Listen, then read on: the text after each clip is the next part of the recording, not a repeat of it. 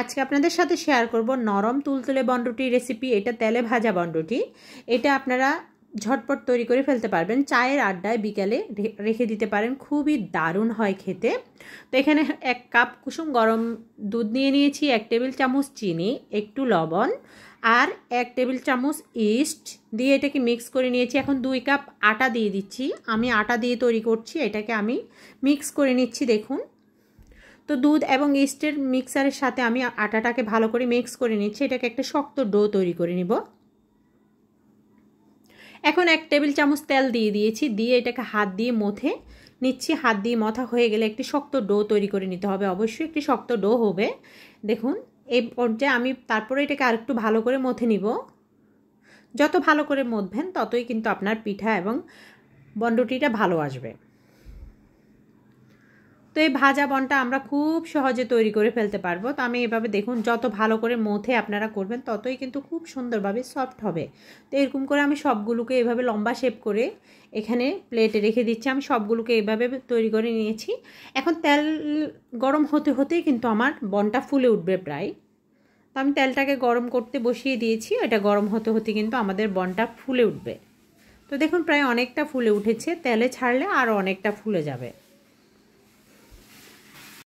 একটা একটা করে দেখুন তেলে ছেড়ে দিচ্ছি। তেলে ছাড়লেই কিন্তু সবগুলো ফুলে উঠবে, একে একে সবগুলো ফুলে যাবে।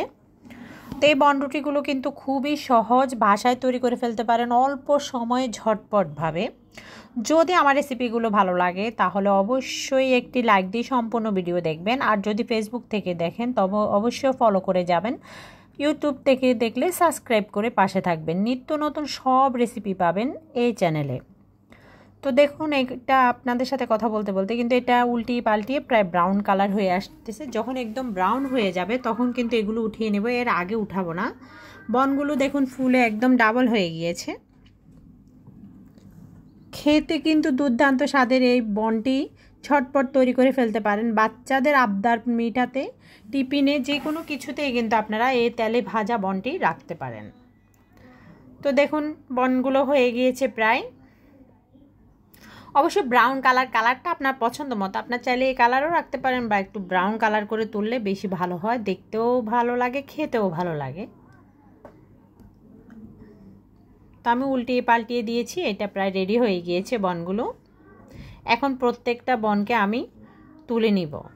উল্টিয়ে পাল্টিয়ে ভাজা হয়ে গিয়েছে। দেখুন, আমার একদম পারফেক্ট যে কালারটা ওটা চলে আসছে। এখন আমি বনগুলোকে উঠিয়ে নিচ্ছি। তো বনগুলো উঠানো হয়ে গিয়েছে আমার, এখন আমি পরিবেশন করতে যাব। তো দেখুন, রেডি হয়ে গেল মজাদার বন রেসিপি। এগুলোকে আমি তুলে নিচ্ছি। দেখুন, আমি একটি সার্ভিং ডিশে তুলে নিয়েছি, আপনারা আপনাদের পছন্দ মতো যে কোনো ডিশে তুলে নেবেন। তো এখন চলে যাই খাওয়ার জন্য। দুর্দান্ত স্বাদের এই বনটি অবশ্যই সবাই বাসায় তৈরি করে ফেলবেন, খুব সহজে। খেতে কিন্তু খুবই দারুণ হয়, না খেলে বুঝবেন না। দেখুন, ভিতরের অংশটা আপনাদেরকে একটু কেটে দেখাচ্ছি, খুবই সফট হয়েছে, খুবই দারুণ কিন্তু খেতে। খুব সহজে তৈরি করে ফেলতে পারবেন এই বনটি। তো আল্লাহ হাফেজ।